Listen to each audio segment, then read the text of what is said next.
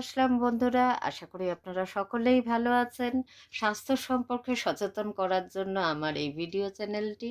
আশা করি আপনারা পাশে থেকে লাইক, সাবস্ক্রাইব, কমেন্ট করবেন। কলা গাছ, হ্যাঁ, আজকে আমি কলা নিয়েই কথা বলবো। আমাদের শরীরে আজকাল প্রত্যেকেরই প্রায় 100 জনের মধ্যে 90 জন লোকের শরীরে ডায়াবেটিস বাসা বেঁধেছে। সেই ডায়াবেটিস নিয়ে আমরা ঘরোয়া কিছু টিপস নিয়ে কথা বলবো, যেটা হলো কাঁচকলা।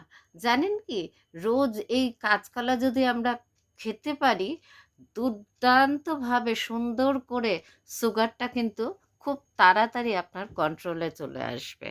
পাকা কলা আমাদের সবার প্রিয়, কিন্তু জানেন কি, কাঁচা কলায় আমাদের শরীরের অনেক বেশি উপকারে আসে।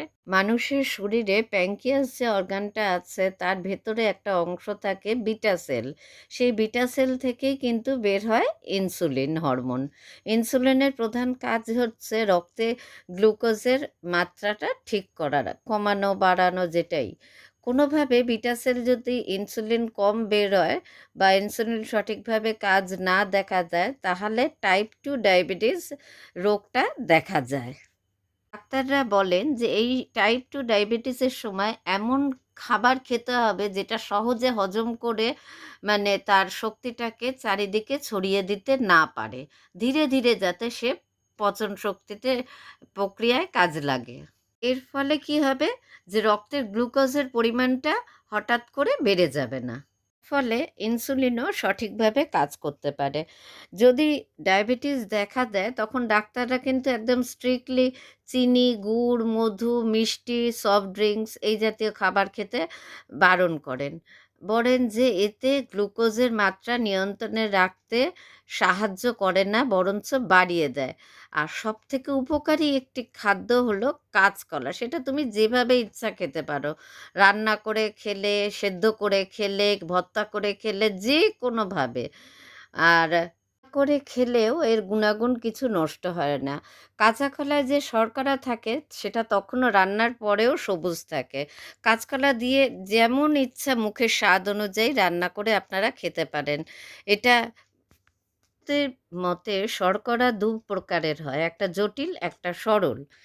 আর এই কাঁচকলার মধ্যে আমরা যেটা পেয়ে থাকি সেটা হচ্ছে জটিল শর্করা।